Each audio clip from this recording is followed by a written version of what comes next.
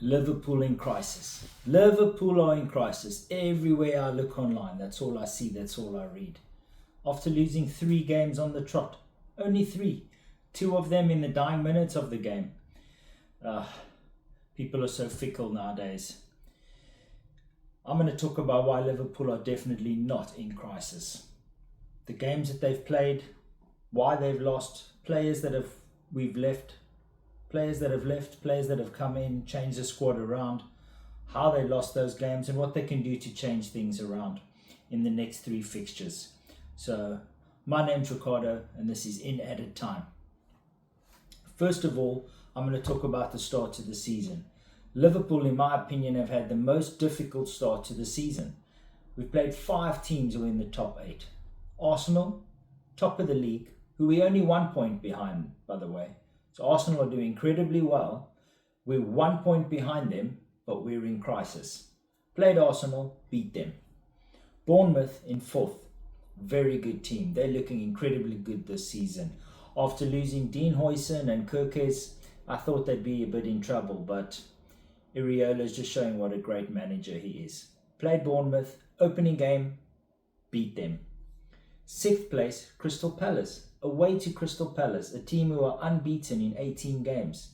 Our bogey team, we had lost against them 3 times in that 18-game run.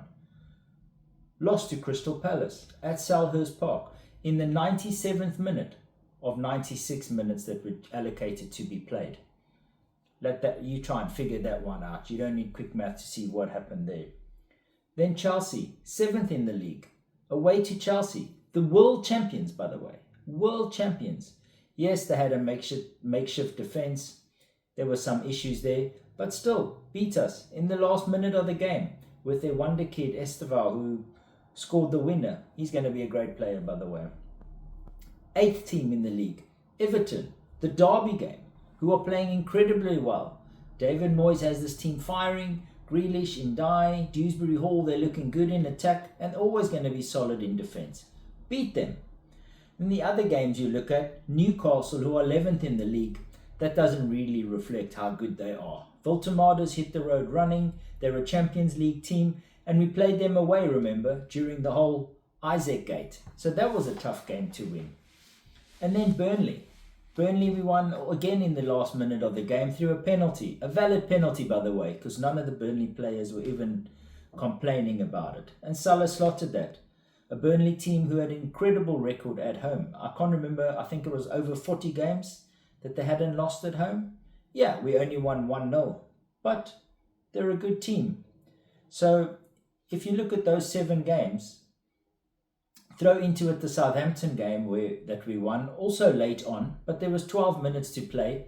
Ekitike momentarily forgot the rules, decided to show his shirt to the fans as if he's Messi or Ronaldo. Hopefully he's learned from his mistakes. He's a young guy. And then Galatasaray. Who wins in Turkey in the Champions League? Who? Nobody. They're a tough team to beat. Lost by 1 goal. And the penalty that was given against us, that was one of the softest penalties I've ever seen. There's absolutely no crisis. I like to judge a team on the first 10 games of the season.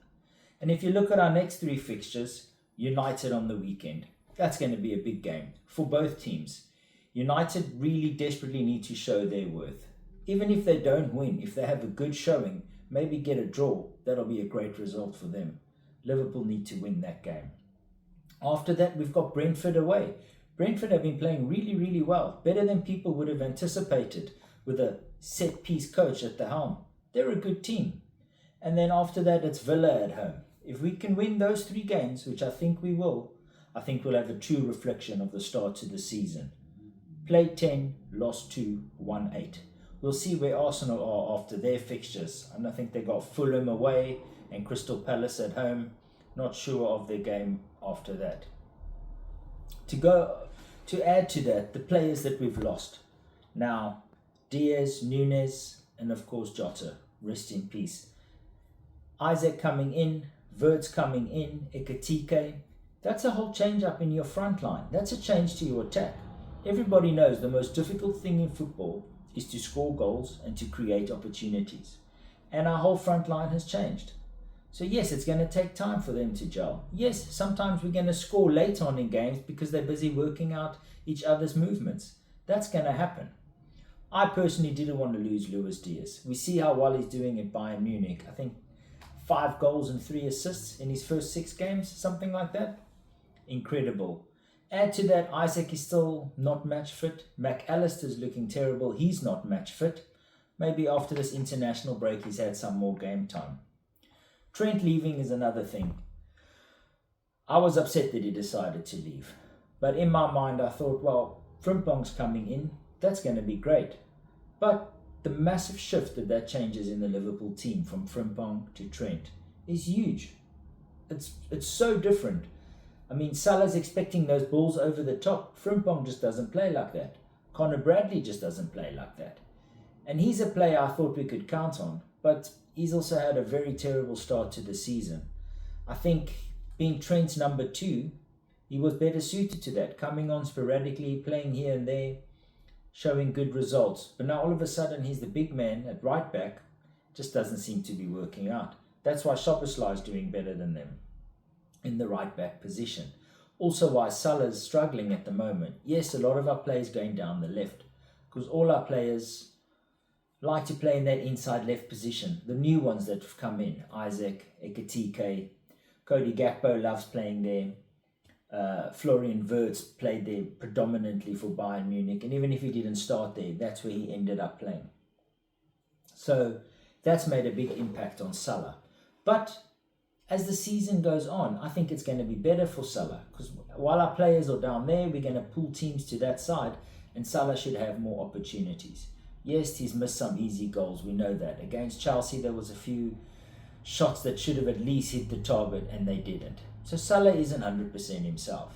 I'll agree with that. But Liverpool aren't 100% there. Our defence, Mark Gahey was meant to come in, and he didn't come in. We know what happened there. Crystal Palace just blocked us on the last minute. Fine. Hopefully we get that across on the 1st of Jan, like we did with Van Dijk. Happy New Year's, Liverpool fans. Here's Mark Gahey. That was just incredible and came out of nowhere. But let's see, maybe Crystal Palace play hardball and we'll have to wait till end of the season. There's also talks of Upamecano coming in. For me, he's so similar to Konate. He can play a lot of good games in a row. He's good defensively, good in the air, very strong, decent on the ball. But he's also prone to mistakes. We've seen that quite often. The change in our play style, I think that's also something that's very important. When Arne Slot came in, he changed club style to become more pragmatic. We passed the ball around at the back a lot more. We drew attackers onto us, and that's how we set up things. Those long diags from Van Dijk to Salah, he would hold the ball up, bring people into play. That's how we've changed. But now this season, we look a lot more attacking. We've got the double pivot, 4-2-3-1. Florian Wirtz has got a free role in that number 10. And that's just very different to how we've been playing the years gone by. In the beginning of Jurgen Klopp, we had that 4-3-3 where Bobby Firmino was a false 9 and he would drop into that midfield. And we had Mane inside left, Salah inside right, who would get into the box as our 2 strikers. I actually think that would be the best way to play. Florian Wirtz as a false 9, he can drop into midfield. McAllister, Szoboszlai running beyond him, Salah or Isaac, Ekitike or Gakpo running into the box, and we build up from there. You look at the play. I think we need to play with the team as close as possible in our next game to last season. Everybody that we can. So that's Alisson, if he's fit, Bradley, Robertson, Van Dijk, Konate. Then the midfield 3 from last season, Gravenberch, Szoboszlai, and McAllister. And then our front 3 should be Wirtz as a false 9, Ekitike inside left, and Salah inside right. Now, Cody Gakpo has been doing very well on international break. He scored a couple of bangers. He's looking really good, so it's difficult for him to lose his spot.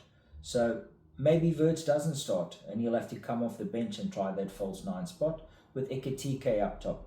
Salah also played well for Egypt. They've qualified for the World Cup. He'll be on a high. So Yeah, I don't think Liverpool are in crisis mode. We're a team who's in second gear. We've lost a lot of players. There's a lot of new players that have come in. Our start to the season has been much more difficult than Arsenal, in my opinion. And we're only 1 point behind them. Let's see. After 10 games, if we're still only 1 point behind them, again, still not a train smash. I think we could be level on points or maybe even further than them come that time. So let me know your thoughts and opinions. Are Liverpool in crisis? Is this just a blip? Some say we were lucky to win those games in the last minute. But then were we lucky to lose those 2 games in the last minute also? In added time. This season, there's been so many games that's gone into added time. We even saw my beloved Portugal win their game against Ireland in added time. I think this is going to be a season that's going to go the distance. Every single game's going the distance and beyond.